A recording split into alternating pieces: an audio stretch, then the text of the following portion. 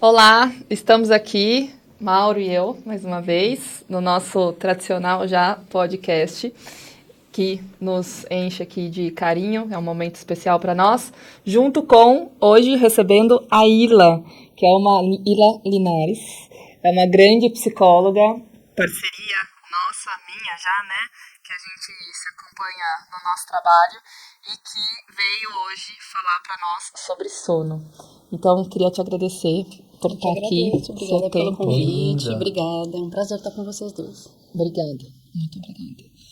Então, vamos iniciar aqui nosso papo. Acho que são tantas camadas que envolve, que eu tenho aprendido com você falar sobre sono, né, Ila? E ao mesmo tempo, quanto socialmente a gente já sabe dessa importância para a primeira infância, para a adolescência, para a vida. Então, vou te trazer aí essa introdução da importância do sono para a vida, para as nossas vidas. Acho que é uma excelente e complexa pergunta, né? Até porque a gente poderia passar o restante do tempo falando, inclusive, sobre isso, sobre a importância do sono. Porque o sono, ele, na verdade, tem inúmeros atravessamentos no nosso desenvolvimento, na nossa vida, no nosso dia, na nossa noite, que, na verdade, mostram pra gente o papel dele. Tem uma colega neuropediatra, a Letícia Sosser, que fala que o sono é um comportamento das 24 horas. Então, se ele é um comportamento das 24 horas, ele permeia o nosso dia a dia, o nosso desenvolvimento, o nosso processo como um todo, enquanto ser humano. E não só enquanto ser humano. Se a gente for analisar um pouco mais sobre sono, ele se mostra presente em diferentes espécies, mesmo que com apresentações variadas e com suas especificidades, mas ele tem um papel muito inquestionável em, então, diferentes espécies. E na nossa espécie, ele vai ter seu papel voltado não só para o neurodesenvolvimento, não só para a restauração, para o funcionamento de alguns processos metabólicos que estão justamente influenciando a nossa vida, né? Mas ele também permeia, obviamente, esse momento tão importante que é a infância e a adolescência e que os problemas, então, que a gente observa no sono também vão reverberar em consequências negativas, digamos assim. Então, eu acho que é importante entender que o sono ele é um eixo e não apenas mais um aspecto do nosso desenvolvimento. Ele é um eixo por quê? Porque, então, tanto durante o sono quanto durante a vigília, a gente tem inúmeros processos ali acontecendo. Tá? Que estão ligados ao sono. Que estão ligados ao sono de alguma maneira. Então, um sono não restaurador, um sono que de alguma maneira, apresentado ali como tendo um problema, vai reverberar nos meus comportamentos durante o dia. Comportamentos publicamente observáveis e não publicamente observáveis, ditos fisiológicos e, digamos assim, comportamentais. Né? Ô Ila, você estuda, você é uma pesquisadora do sono e, ao mesmo tempo, uma psicóloga clínica, né? Então, sim. É impressionante, sim, essa interface que você faz. E não só na parte da psicologia, mas como uma interface de saúde mental e uma saúde muito ligada à medicina já, né? Então, muito, muito bacana. Assim, eu queria que você falasse um pouquinho dessa jornada sua dentro do sono e o que você tem feito, assim. Como que é essa relação de pesquisa com a área do sono? Acho que é uma boa questão, Mauro. Obrigada pelo elogio. Né? Eu costumo dizer que eu sou uma analista do comportamento, curiosa por entender mais sobre sono. Então. Apesar de eu ter uma certificação em psicologia do sono pela Academia Brasileira do Sono, eu me vejo como uma analista do comportamento que olha para o sono como um comportamento. E esse comportamento tem inúmeras especificidades, por isso, então, desse aprofundamento na linha de pesquisa, certo? Mas, enquanto analista do comportamento, eu vou olhar para então, os determinantes, né, os 3 níveis de seleção, aí, os aspectos fisiológicos, ontogenéticos e culturais que atravessam e me ajudam a entender um pouco mais disso que a gente chama que é o sono. Então, acho que a minha grande satisfação é justamente entender que eu não vou me restringir ao sono quando eu olho para o sono. Mas eu vou, na verdade, entender um pouco mais do que ele está comunicando.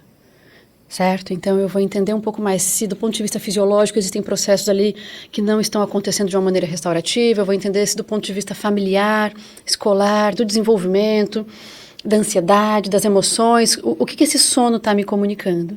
E, ao mesmo tempo, na pesquisa, aprofundando e tentando entender cada vez mais os mecanismos que me ajudam a compreender sobre isso. Então, é por isso que tanto no consultório eu atendo queixas de sono, mas não só, obviamente.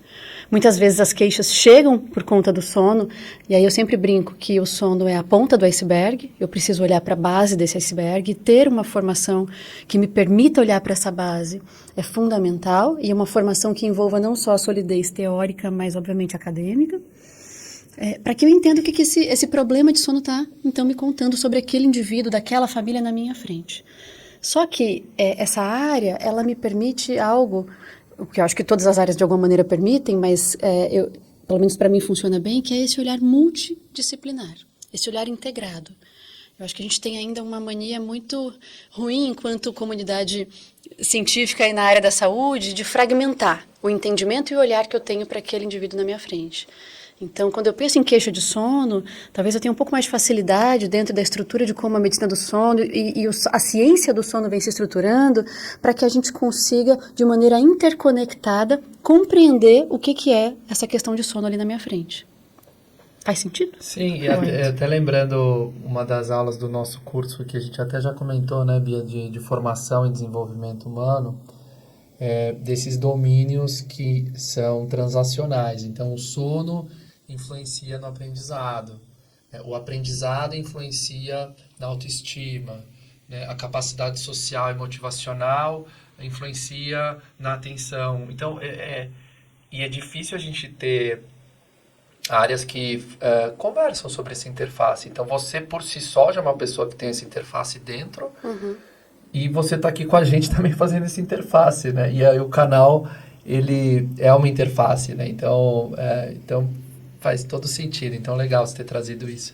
E, eu vou ser bem arroz com feijão aqui, mas é um arroz com feijão que às vezes é difícil de fazer bem, né? E, que são essas perguntas básicas. Você faz essa cara, ele vai assim, porque assim, então, coisas muito básicas, mas que parecem que às vezes não são tão básicas. Quantas horas a criança tem que dormir, né? Vou começar por aí. Perguntas básicas que todo mundo quer saber. Quantas horas tem que dormir meu filho? Isso muda com a adolescência? Então, vamos começar por aí. Assim, quantas horas? Tem horário para dormir? E quantas horas uma criança tem que dormir? Eu acho zero arroz com feijão tua pergunta, porque todos nós dormimos, mas nós sabemos muito pouco sobre o nosso sono. Pelo menos na minha formação durante a graduação, eu nunca aprendi nada sobre sono, não sei vocês. Pouquíssimo. Então, a gente vai aprendendo aos poucos e muitas vezes quando a gente tem um problema, ou quando a gente tem um paciente que tem um problema, certo? Então, conhecer sobre o nosso funcionamento, que também envolve, por exemplo, o sono, assim como envolve a alimentação, assim como envolve esses processos todos básicos, é fundamental, Mauro. E até quando a gente vai olhar para a OMS e para alguns outros parâmetros, eles falam o quê? Da importância da alimentação, do sono e da responsividade parental para o desenvolvimento infantil. Olha o sono aparecendo ali de novo também, certo? Só que muitas vezes a gente sabe muito pouco. Ou a gente se apega a regras ou a ideias que não necessariamente são condizentes com aquele momento do desenvolvimento da criança, do indivíduo, do ser humano. Então, acho que é só para defender que não é arroz com feijão, muito pelo contrário.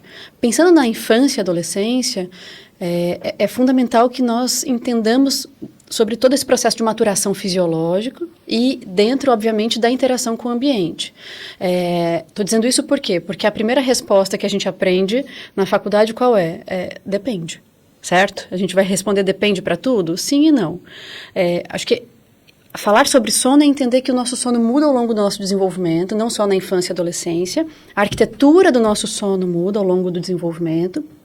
E aqueles estágios do sono que nós temos, que são N1, N2, N3 e REM, eles também têm proporções diferentes ao longo do desenvolvimento, certo? Então, o que eu estou querendo dizer com isso o bebê quando nasce, ele tem o que a gente chama de um ritmo ultradiano, para depois migrar para o que a gente entende como o ritmo circadiano, que é do circadian, de cerca de um dia, de cerca de 24 horas.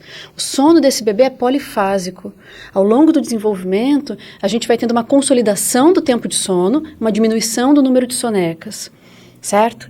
Isso quer dizer que, então, a duração, não só a apresentação do sono, né, a arquitetura do sono, mas também a duração vai se modificando. Então, eu tenho um bebê que muitas vezes dorme por 15, 16 horas por dia, aos poucos vai havendo uma diminuição desse tempo total de sono para 10 horas, 12 horas, 11 horas. Então, existem variações, obviamente, de indivíduo para indivíduo, mas em métricas relativamente esperadas aí por faixa etária. Quando eu estou ali com o meu escolar com 9, 10 horas de sono, eu vou aos poucos me aproximando de uma pré-adolescência, e nessa pré-adolescência, a gente já fala daqui a pouco, mas tem inúmeras mudanças que acontecem também no sono desse pré-adolescente, e ele precisa até de mais tempo de sono novamente, por volta de 10 horas de sono por noite. Então, em suma, existem parâmetros bem consolidados na literatura, da Sleep Foundation, que coloca justamente essas métricas de tempo por faixa etária, mas o que eu preciso entender é que não é só o tempo total de sono o parâmetro que vai me ajudar a avaliar como está se dando a qualidade de sono desse indivíduo. A restauração do sono dessa criança. Então, eu vou olhar para o tempo total, eu vou olhar para como esse sono se distribui, eu vou olhar para a relação desse indivíduo com a hora de dormir, eu vou olhar para como ele fica durante o dia, porque isso vai me dar parâmetro até para entender um pouco mais quanto tempo de sono aquela criança na minha frente precisa, certo? Então, acho que são alguns aspectos aqui para a gente ponderar, e sempre lembrando, então, da faixa etária dessa criança, para então poder minimamente avaliar ali o que ela, em tese, precisaria dentro dos parâmetros etários, tá? Você tem o que é esperado, né, então, dentro desses parâmetros. E aí, pensando talvez em tratamento, mas nessa análise, né, e como analista do comportamento que somos, de uma questão do funcionamento daquela criança, se especificamente, talvez, eventualmente tenha algum diagnóstico, junto com uma questão de organização de um ambiente, e tudo isso tem a ver com sono, né? E eu aprendi com você, por exemplo, que crianças e adolescentes com diagnóstico de TEA podem ter uma produção de melatonina, por exemplo, abaixo do que é esperado. Isso é um exemplo, né? Junto com... E aí, estou falando já de um caso meu, de atendimento, de uma adolescente que, quando está em casa, está com pijama. Não importa a hora do dia, e aí a gente está falando de um outro aspecto, né? Isso. Então, para você falar um pouquinho para nós, e talvez outros exemplos que você tenha, de entender esses dois aspectos, contextos que eles conversam, mas ao mesmo tempo, eles, em termos de análise, a gente está falando de coisas muito diferentes, né? Exato, Bia. Talvez uma forma de facilitar o olhar para o sono, seja ele o sono satisfatório, dito saudável, ou o sono que está apresentando algum problema, na verdade, pensar em engrenagens que se comunicam, e são 3 engrenagens principais. Uma tem a ver com o que a gente chama, então, dos aspectos circadianos do sono, né? Como eu disse, então, cerca de um dia. Então, ao longo dessas 24 horas, como que está se dando a rotina desse indivíduo, a exposição à luz, como que está se dando o horário de alimentação e outros Zeitgebers, que são marcadores temporais que sinalizam para esse indivíduo o que é dia e o que é noite. Então, essa é a primeira engrenagem das variáveis circadianas. A segunda engrenagem tem a ver com as variáveis homeostáticas, que, falando a grosso modo, tem a ver justamente com o quanto eu gasto de energia ao longo daquele dia, para que isso, então, me ajude na entrega ali, que é o sono, que é o adormecer, certo? Então, acúmulo de adenosina e outros, enfim, outros marcadores ali do quanto que esse cansaço está se dando ao longo do dia, certo? E uma terceira engrenagem, e eu sei que isso para nós analistas do comportamento vai parecer meio estranho o nome que eu vou dar, mas é só para ajudar no raciocínio, tem a ver com a engrenagem do comportamento. É que tudo é comportamento para nós. Mas ok, a gente tem que aprender a dialogar também. Sim. Então, peraí, calma. Engrenagem circadiana, engrenagem homeostática, engrenagem do comportamento. Do comportamento pensando, então, em como que eu me relaciono com esse ambiente de dormir, como que eu me relaciono ali na minha dinâmica parental, com, enfim, né, pais e filhos nessa questão da rotina, da hora de ir para dormir. A higiene do sono. A higiene do sono, os atritos, o quanto que eu estou de coisa para fazer da escola e não consigo me organizar, deixo para a última hora, o quanto que eu acabo ficando no celular à noite porque é a hora que eu consigo responder as mensagens. Então, olhar um pouco para o que eu estou fazendo ali, não só do ponto de vista concreto, mas digamos assim, emocional, e de novo, vou fazer aqui a licença poética de um analista do comportamento sendo dualista na fala, mas eu juro que eu sou monista no coração. Né? Eu acredito em você. O Roberto nos defenderá. Né? Sim. A gente foi bem formada, né, Bia? Então, assim, eu acho que a questão é essa, é entender essas 3 engrenagens funcionando de maneira interligada para justamente guiar o nosso olhar para como está se dando o sono desse indivíduo. Né? Acho que pode ser um norteador. E entrando um pouco em sono normal, assim, né, e comportamento, como você falou, comportamento da família, vale a pena a gente falar um pouco mais sobre isso, então, a higiene do sono. Então, esse é um termo que todo mundo usa, assim, a higiene do sono nas provas, né? Inclusive, quando você é aluno, a higiene do sono, né? Mudança de estilo de vida. O que é essa higiene do sono que as pessoas falam? E é uma palavra fácil, assim, que é um outro feijão com arroz que as pessoas divulgam por aí para os profissionais, mas parece extremamente difícil implementar coisas muito básicas. Então, o que é essa tal higiene do sono, que são esses hábitos para ter um bom sono? Ótimo ponto, Mauro, até porque muitas vezes o paciente, quando chega para mim com uma queixa de sono, fala, olha, eu já fiz de tudo, já fiz higiene do sono, nada resolveu. E aí, nessa hora, talvez alguém que não esteja tão apropriado sobre as questões do sono se sente quase que encurralado, sem saber o que fazer. Né? Então, vou dar um passinho para trás para dar 2 para frente. Quando você fala sobre o sono saudável, esse é um construto muito interessante que vem sendo estudado e dialogado na comunidade científica, porque a gente é muito voltado ainda para a doença, para o distúrbio, e pouco para o funcionamento ali dentro de um mecanismo, digamos assim, satisfatório, saudável. Tem alguns autores, dentre eles Daniel Buies, que ele justamente operacionalizou isso que a gente chama de um sono saudável, tá? E que envolve tanto duração do sono, quanto eficiência do sono, quanto satisfação com o sono. Então, são alguns parâmetros para se avaliar o que a gente entenderia como um sono saudável. E fazendo a transposição desse conceito para a infância e adolescência, isso vem sendo aos poucos também, digamos assim, destrinchado. Né? Então, ok, entender sobre o que seria um sono saudável talvez venha até antes de pensar na higiene do sono.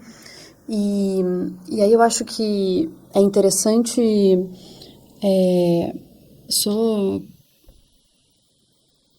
tinha alguma coisa que eu ia falar para vocês, mas eu esqueci, mas espera aí, Edu, daqui a pouco você corta. Quero sono saudável. Aqui, lembrei.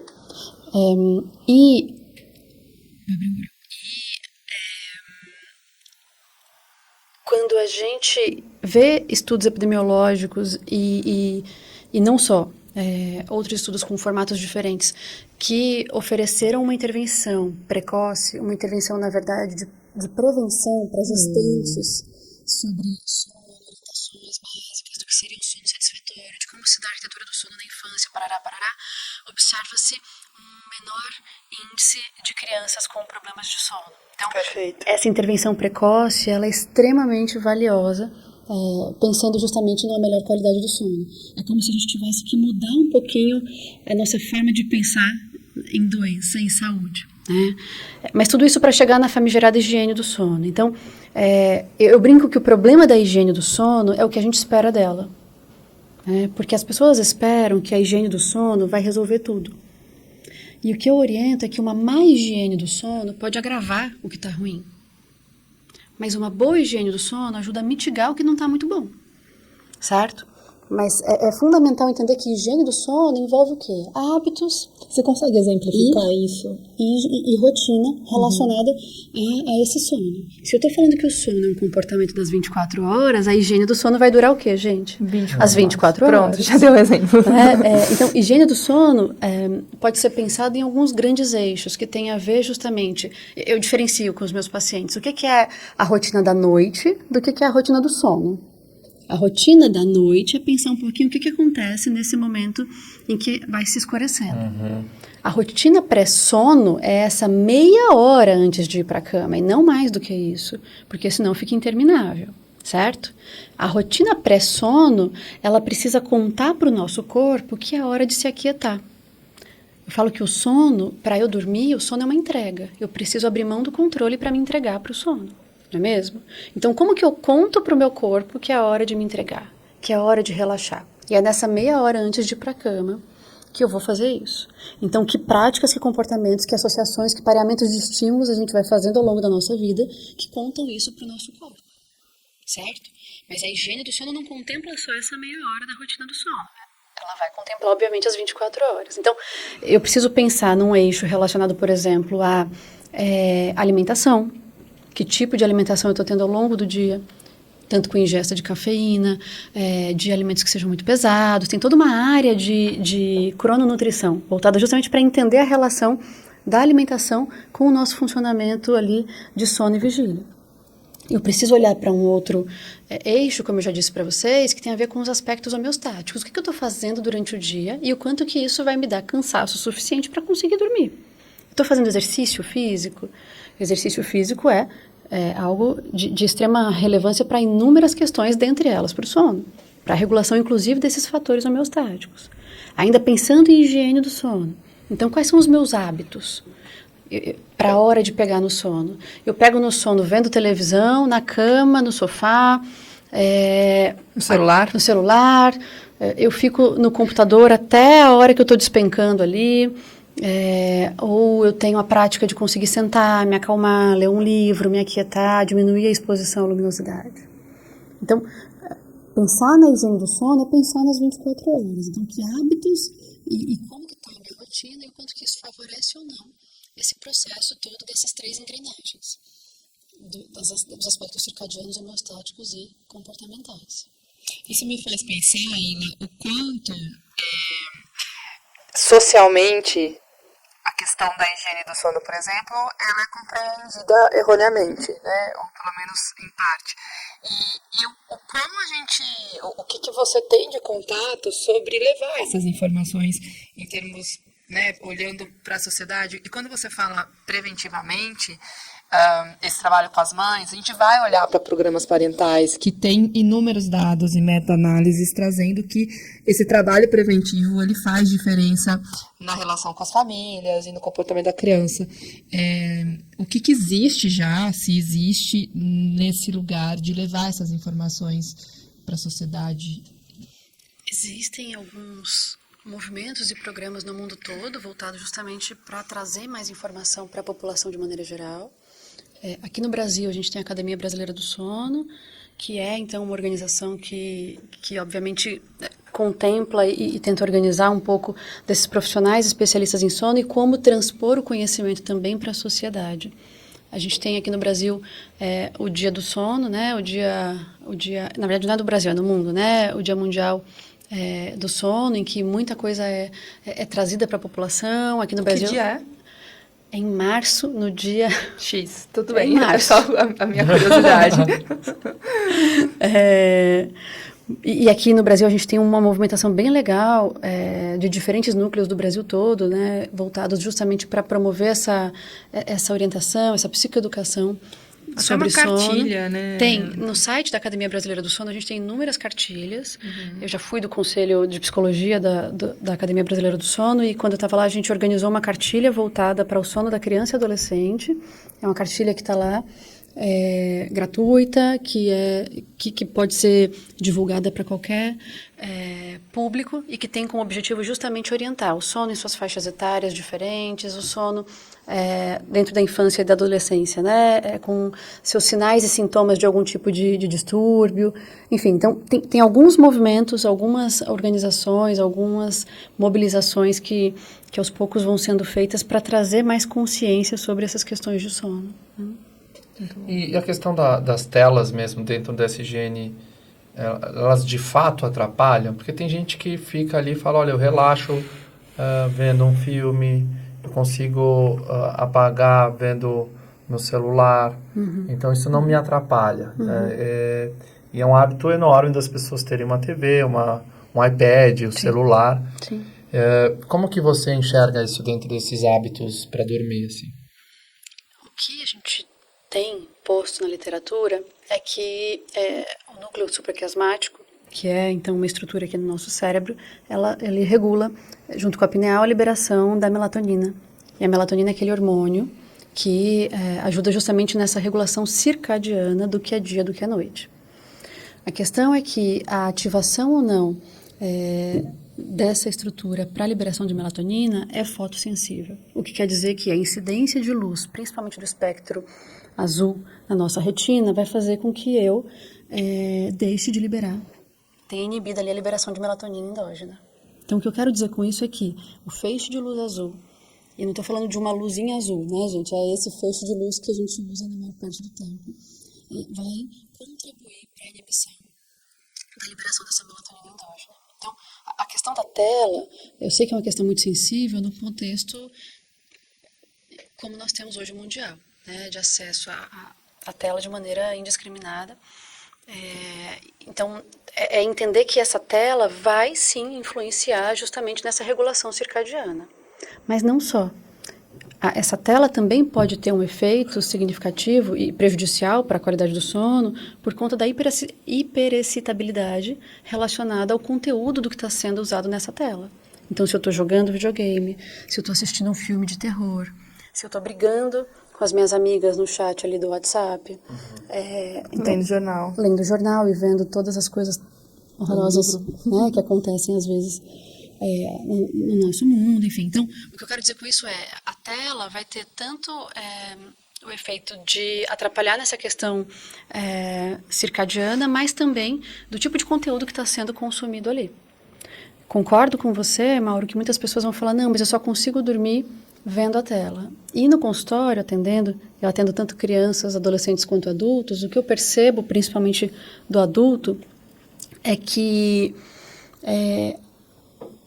a cabeça do adulto, principalmente, mas não só, está tão ativada ali, né, o tempo todo, que o conteúdo da tela, do vídeo, da série, acaba sendo uma forma dele se desligar dele mesmo. Sim. Uma dinâmica quase de hipnose, assim, exatamente. Né? Daquele estímulo, tirar um estresse, assim. Não, então, e desfocar das próprias questões, do que está incomodando, do que está angustiando.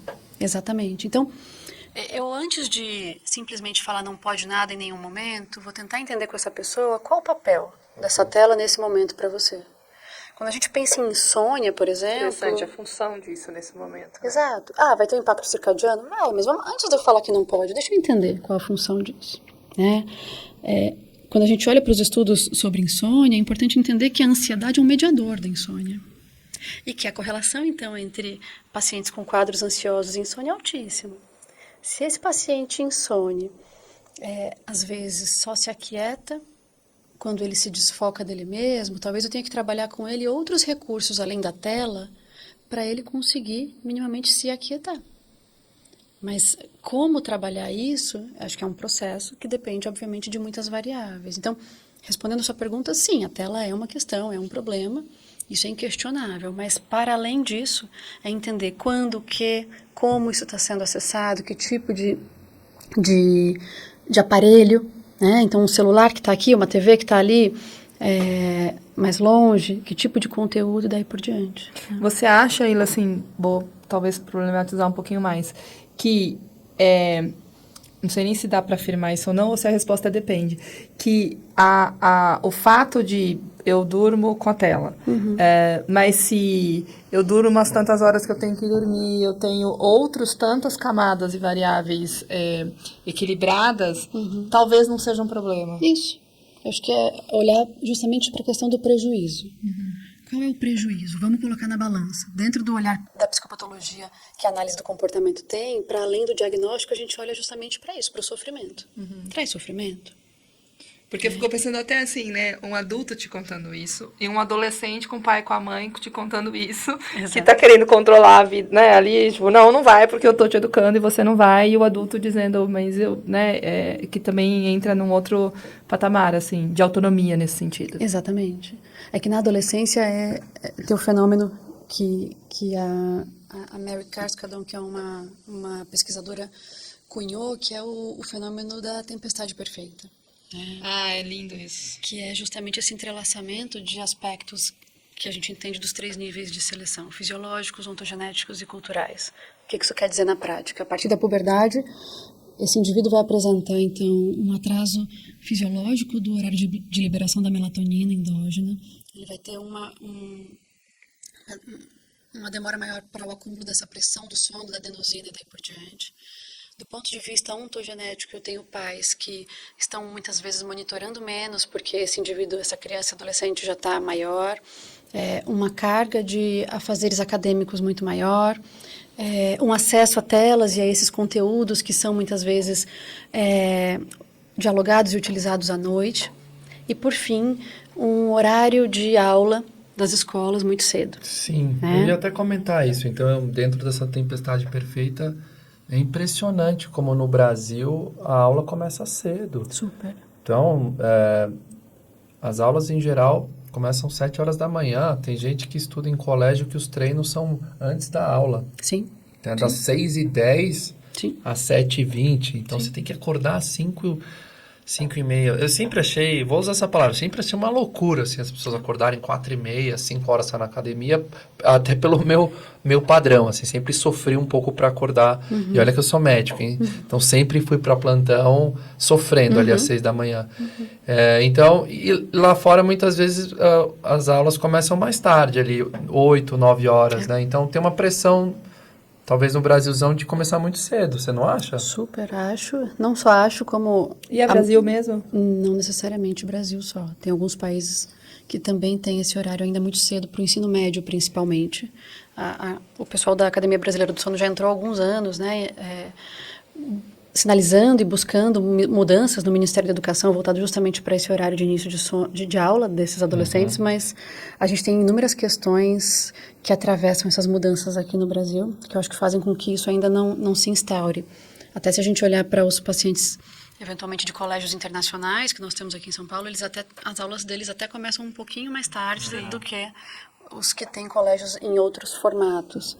Mas, de fato, Mauro, acho que a tempestade perfeita, ela se dá justamente pelo entrelaçamento desses 3 aspectos, dessas 3 variáveis, e que fazem com que, então, esse pré-adolescente, esse adolescente durma muito tarde e acorde muito cedo. Ele fica privado de sono, e isso vai ter inúmeras consequências, não só a curto quanto a médio prazo, né?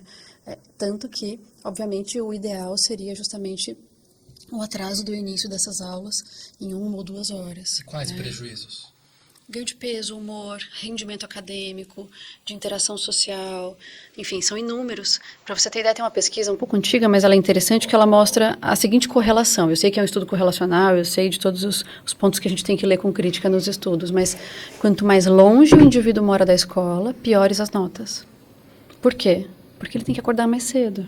Claro, tem eventualmente outras questões também, vieses econômicos e tudo mais, mas essa também é uma variável. Quanto mais cedo eu tenho que acordar, mais privado de sono eu tô, né? Eu sei que o equilíbrio é difícil, mas assim, teoricamente, seria uma solução pensar, então esse indivíduo vai dormir 2 horas mais cedo.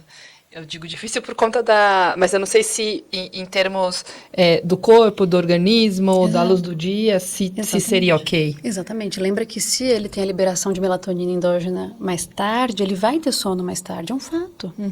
Né? Então, não é tão simples assim. E dormir, né? Vai dormir mais cedo. Tanto que quando os pais de adolescentes chegam para mim, a primeira coisa que eu explico é essa tempestade perfeita. Por quê? Para que eles entendam que, ok, existe eventualmente uma questão relacionada a limites, ao descumprimento das regras por parte desse filho, mas também existe uma variável fisiológica que contribui para ele ter sono mais tarde. É importante a gente olhar de perto. Né? Outro dia eu estava ouvindo um podcast e a psicóloga falava isso, né? Quem olha de longe julga, quem olha de perto entende. Né? Então eu preciso justamente olhar de perto, entender um pouco mais. E entender envolve, inclusive, entender especificidades relacionadas a isso que a gente chama que é o sono. Né? E é o sono na adolescência. Bonita, né? Muito bonita.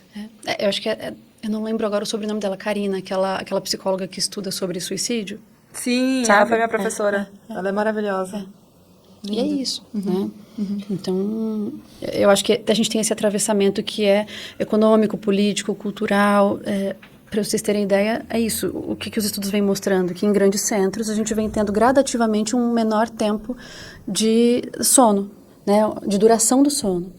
Por quê? Porque olha o quanto de luz que a gente é exposto, a distância que a gente tem das coisas, a demora do trânsito. Então, todas essas variáveis de um grande centro, inclusive, atravessam na duração, no tempo total de sono que a gente vai ter. E para um cérebro que está em desenvolvimento, para um cérebro que está nesse processo todo de, inclusive, se relacionar, entender quem é, fazer parte do grupo, olha quantas coisas, né, acontecendo ali.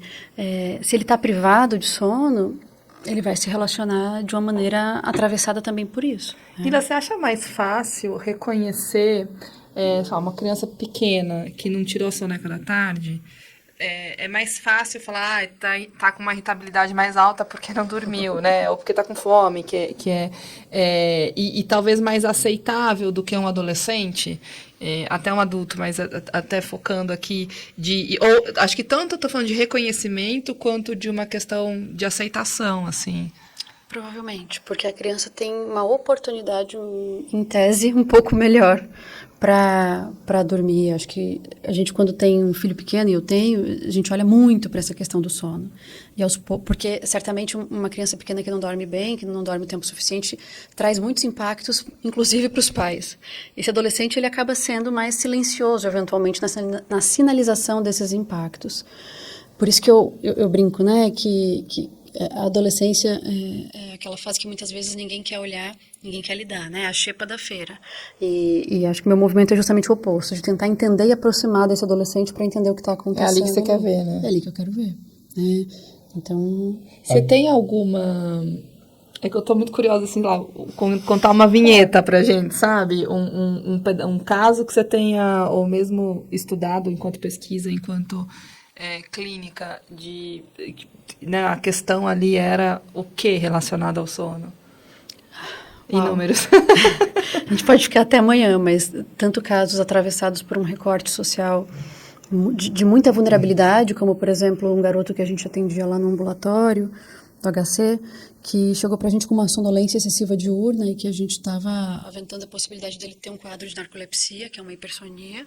E quando a gente foi, de fato, investigar, e inclusive com parâmetros como a actigrafia, na verdade a gente entendeu que ele morava num lugar de depósito de lixo e que à noite era o momento, então, que o lixo chegava e que eles tinham que separar o lixo justamente para poder fazer ali a retirada de objetos que pudessem ajudar no sustento, e aí durante o dia esse menino dormia o tempo todo. Então, nós temos casos dentro desse recorte social, assim como casos em recortes de muito privilégio, em que muitas vezes o adolescente vai para a escola cansado, mas está lá na escola e à tarde dorme a tarde inteira, e aí à noite quer virar à noite, enfim. Então, eu acho que também dentro da minha prática, eu acho que eu transito em vários mundos, né? Tanto o mundo da clínica particular, com todo o seu requinte, quanto no recorte público, com todos os seus atravessamentos. Né? Sim. Agora, eu queria entrar um pouco nessa relação de psiquiatria. Deixa eu só falar o que é a actigrafia, muito rápido. Sim, lógico. Você fala só. A actigrafia é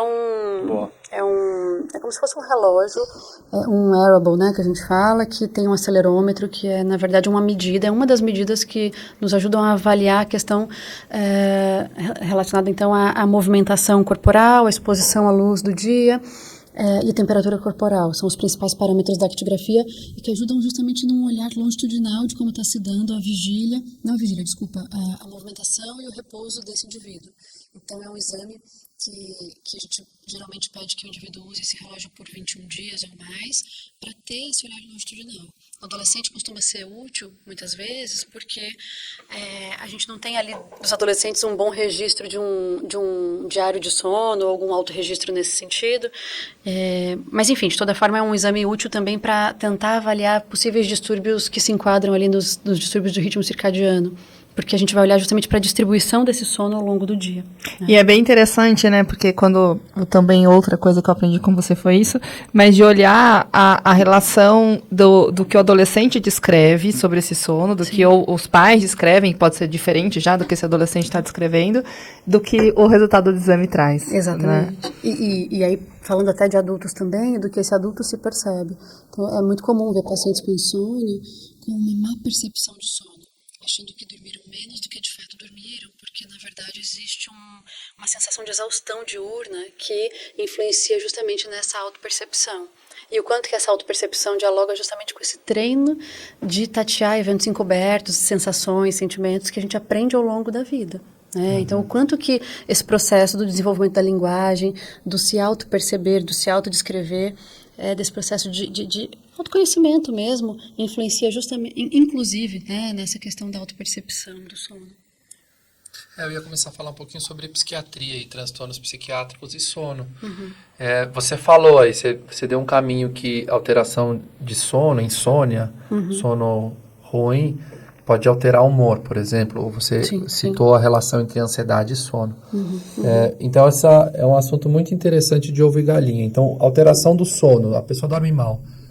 Tem prejuízo de sintomas psiquiátricos. Ao mesmo tempo, transtornos psiquiátricos não pioram o sono. Então, se a pessoa está deprimida, se a pessoa tem um TDAH e é super agitada, Exato. isso não alteraria o sono? O que vem antes e depois? Ou se é, basicamente, o sono entra aí como sintoma do transtorno, né? Então, como que é essa relação de insônia, sono ruim e os transtornos em geral? É como você disse, é uma relação de ovo e galinha, é uma relação bidirecional, em que um influencia no outro, um agrava o outro, e o tratamento de um também contribui para a melhora do outro. Mas são, agora, segundo a classificação internacional dos distúrbios de sono, e mesmo dentro do DSM, são vistos como instâncias distintas. Antes, a insônia era vista como um sintoma de alguns quadros. Ela até pode ter sido deflagrada por conta da abertura de um quadro psiquiátrico, mas ela é enxergada muitas vezes como uma instância distinta e que também requer seu tratamento A parte. à parte, exatamente. E a gente fala muitas vezes da insônia, né, Mauro? Mas, na verdade, existem pelo menos 7 grandes blocos dos distúrbios de sono. Sim. Então, a gente tem os distúrbios respiratórios do sono, a gente tem as hipersonias, a gente tem as parassonias, a gente tem as insônias, e daí por diante. Então, é importante entender que o caso, quando chega pra gente, ele chega muito enovelado, é natural. O paciente não vai chegar pra gente e falar, olha, talvez eu tenha uma apneia do sono junto com uma insônia, que a gente chama de comisa, e simultaneamente eu tô deprimido porque meus filhos estão indo embora de casa porque eles já são adultos. Não, o paciente chega com um grande desconforto, um grande sofrimento. A gente é que vai tentar minimamente entender o que está se dando ali, né? Separar um pouquinho o joio do trigo, por mais que tudo se interconecte e se afete, né? Então, é dentro dessa perspectiva que a gente precisa entender. E também entender que dentro dos diferentes quadros da psiquiatria, a gente costuma observar impactos e padrões ali relativamente comuns em relação ao sono, né? Então, quando eu falo do ansioso, muitas vezes, da pessoa que tem um quadro de ansiedade, não é incomum perceber esse indivíduo com uma latência grande para iniciar o sono ou uma insônia de manutenção. Quando eu falo de um quadro de TAB, né, de transtorno afetivo bipolar, eu preciso olhar muito para esse sono desse indivíduo, porque um sono não regulado desse paciente aumenta a probabilidade dele ciclar. Quando eu falo de um indivíduo que está com depressão, eu tenho que olhar ou para uma hipersonolência ou para uma dificuldade de dormir. Então, o quanto que também esse sinal e sintoma do sono, ele é um pródromo, né, dessa questão psicológica e psiquiátrica que a gente tem aí no indivíduo também, né? E eu queria falar um pouquinho da melatonina e talvez entrando um pouco mais em atuações mais, não vou chamar de remédio, mas indo para uma área da psicofarmacologia, né? A melatonina chegou no Brasil há não tanto tempo nas farmácias, é vendida nessa dose de 0,21 miligramas, que é curioso. Isso. Você vai lá nos Estados Unidos, você compra 1, 2, 3, 5, 6, 10 miligramas. Então, você pode ir lá comprar um combo e usar a sua melatonina de 10 miligramas. Aqui tem essas gotinhas de 0,21. Isso. E a gente vê a literatura indicando, assim, os pais a usarem. É uma prática cada vez mais comum usar melatonina. Eu queria que você falasse um pouquinho sobre ela. Você já falou um pouco como um processo natural, mas é bom, né? Vale a pena ajudar os pais através disso. E essa dose que é vendida no Brasil? Claro, eu estou aqui no chapéu de uma psicóloga, então vou tentar responder a tua pergunta, mas tenho certeza que tanto psiquiatras quanto neurologistas especialistas em sono vão ter muito mais propriedade, né? A gente não está aqui para prescrever, nós psicólogos, mas acho que é importante entender um pouco mais sobre as medicações de maneira geral e a melatonina especificamente, quando a gente fala do sono, porque ela vem sendo utilizada de maneira indiscriminada. Acho que é importante entender que se a melatonina endógena ajuda na regulação do ritmo circadiano, essa melatonina exógena, que é comprada na farmácia, ela teria, então, como principal função auxiliar nos distúrbios do quê? Do ritmo circadiano, certo? Então, o que eu quero dizer com isso é que a melatonina vem sendo ingerida de maneira completamente indiscriminada e muitas vezes não apropriada para o que se tem ali de problema de sono, tá? Quando a gente pensa nas dosagens, de fato essa dosagem de 0,21 é a dosagem indicada, aos poucos vem se chegando a esse consenso na literatura científica, e essas doses de 5, 10 miligramas são doses extremamente, exato. E é bem interessante pensar que, né, você tem acesso a isso tão facilmente fora e que talvez o Brasil está seguindo esse modelo, né? Mas não sei, né, se tem esse de 0,21 e que se mantenha vendendo 0,21, assim, né? Eu acho que o professor Tipola, que é um pesquisador renomado aqui do Brasil, que estuda justamente cronobiologia, estuda muito sobre melatonina, vem, dentro do grupo de pesquisa dele, dialogando justamente até sobre os efeitos residuais dessa insônia numa dose que é equivocada, é uma superdose que não faz o menor sentido, né? Então, passa-se aos poucos a entender possíveis consequências, inclusive, dessa utilização indiscriminada. E que muitas vezes as famílias falam, não, melatonina é natural, é uma coisa natural. Como e se às vezes fosse as famílias escutaram isso. Camomila, médico, exatamente, né? Exatamente. Então, isso é um grande equívoco e é fundamental entender que a primeira linha de tratamento para distúrbios relacionados à insônia é o tratamento não farmacológico, tanto no adulto quanto na criança. Mas na criança, principalmente, a gente precisa entender que variáveis de associação existem para esse início de sono que podem estar interferindo na qualidade do sono dessa criança, aspectos relacionados ao limite, à dinâmica parental, à responsividade parental, tipo de apego com esses cuidadores, enfim, tem inúmeros atravessamentos que me levam a entender um pouco mais sobre o sono dessa criança antes de pensar numa medicação. A medicação ela é útil quando ela é bem prescrita.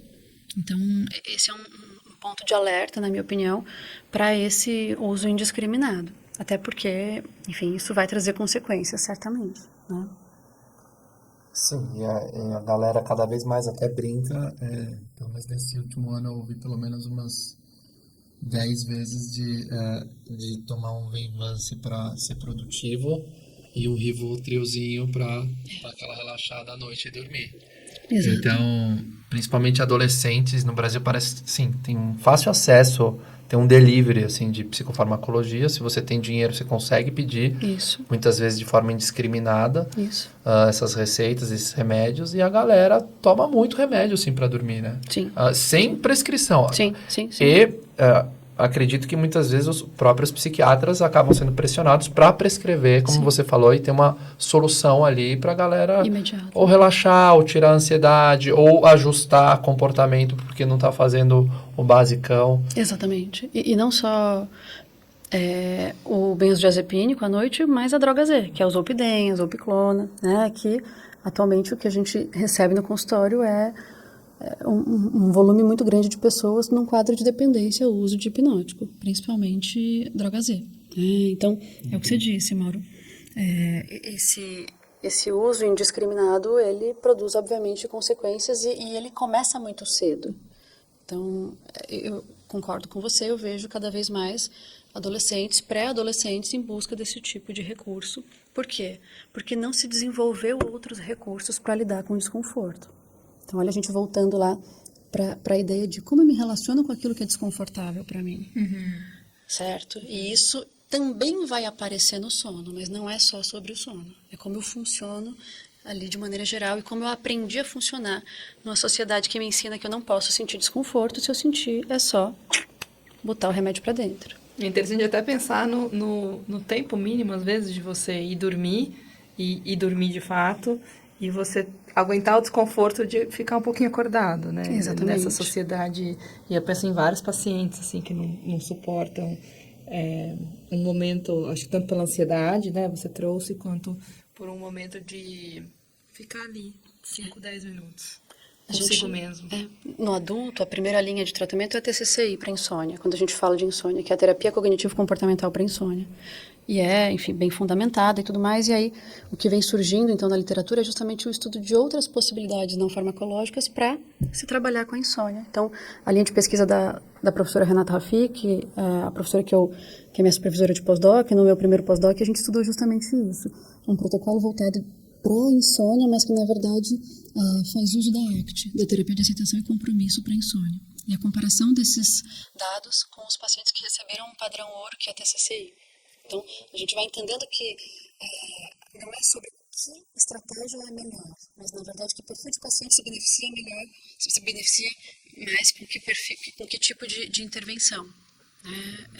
E aí a ACT trabalha muito isso, da aceitação relacionada ao desconforto de sentir que eu ainda não dormi. Como eu me relaciono com isso? Exato. Como é esse momento em que eu estou me vendo ali acordada e não estou conseguindo dormir? Exato. E aí vocês vão falar, Ila, mas aqui é um podcast voltado para o desenvolvimento da infância e adolescência.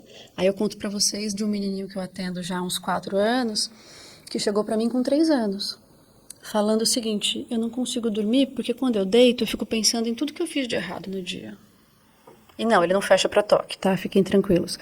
Mas, enfim, então o que eu estou querendo dizer com isso é cada vez mais essas crianças vêm chegando mais ansiosas, não sabendo lidar com aquilo que eles vivem durante o dia e o quanto que isso também aparece à noite, né? E eu fico até pensando assim, o quanto você vai ter uma descrição, vamos pensar em 2 contextos diferentes, que não consigo dormir, e um tá há 5 minutos tentando dormir, o outro tá há meia hora, né? O que caracteriza uma insônia ou qualquer coisa do tipo? E isso são contextos completamente diferentes, né? Exato. E claro, insônia enquanto transtorno é a dificuldade de pegar no sono ou manter o sono ou acordar antes do horário habitual, apresentando também um prejuízo diurno e considerando que existe oportunidade para dormir e existe necessidade de sono, mas não existe, então, a capacidade de adormecer. Meia hora esperando o sono chegar não configuraria necessariamente insônia. Certo? Mas dentro dessa perspectiva de que eu não consigo lidar com nenhum desconforto, isso me traz sofrimento. Então, se a gente olha para a perspectiva psicopatológica da análise de comportamento, de que trouxe sofrimento, é passível de cuidado. Então, vamos entender por que isso está te trazendo sofrimento, né? A gente está indo para o final e eu queria te trazer... Eu vou fazer propaganda do curso da Ila, do território. Se tiver outro também, obviamente. Nós temos um dos nossos cursos de curta duração que você gravou falando de sono, então, quem tiver interesse. Mas te trazer um aspecto seguinte, né?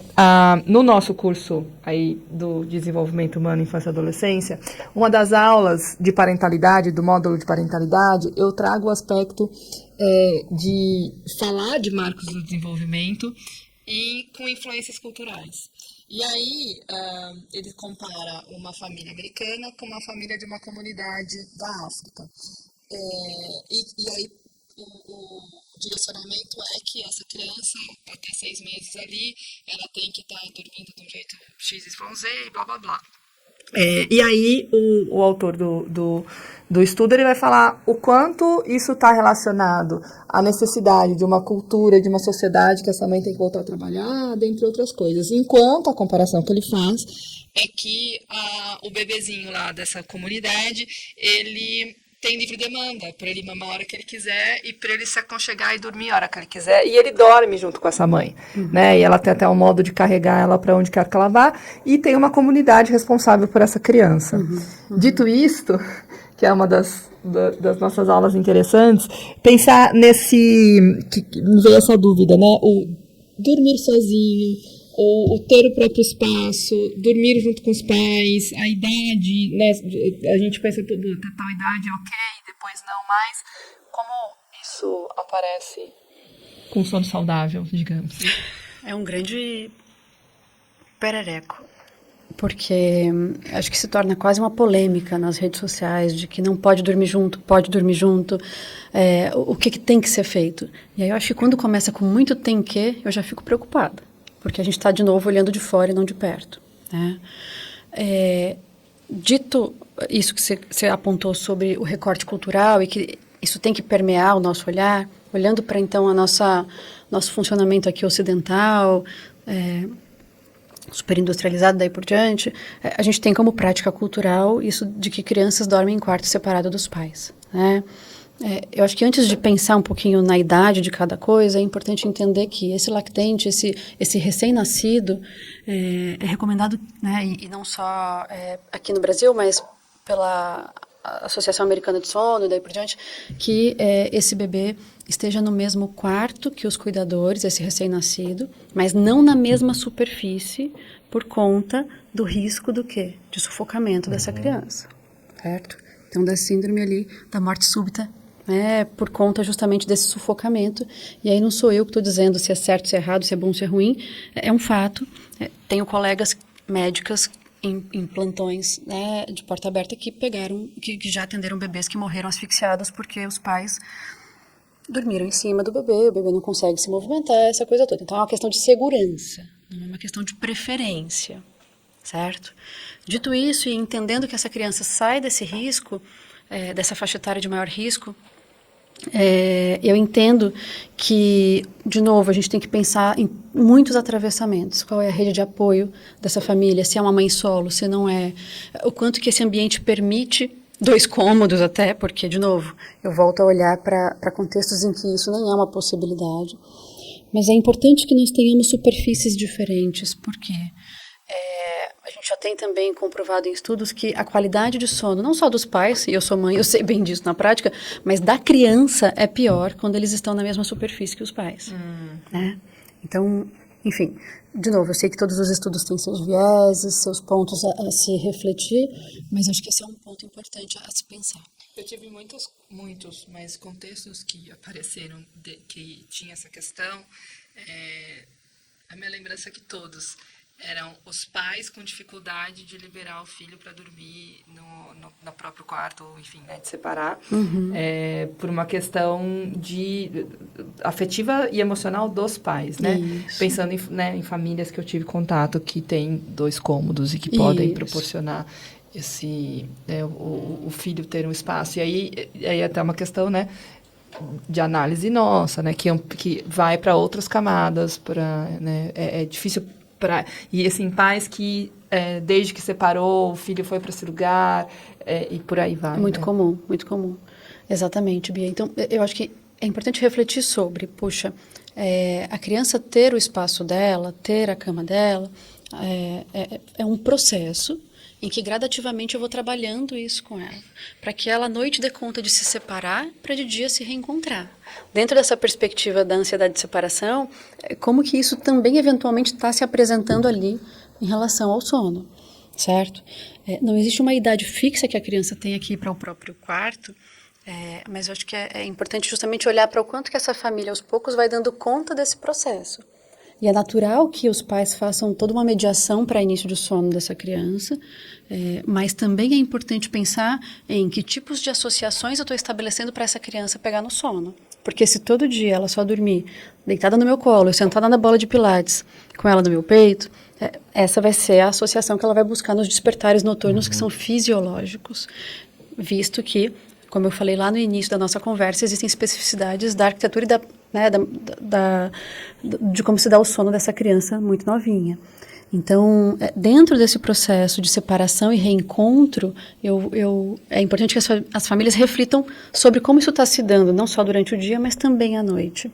Né? Eu tive um caso que a mãe, uma parentalidade super protetora e vivia para trabalhar, para educar, né? Não tinha um trabalho durante o dia, enfim.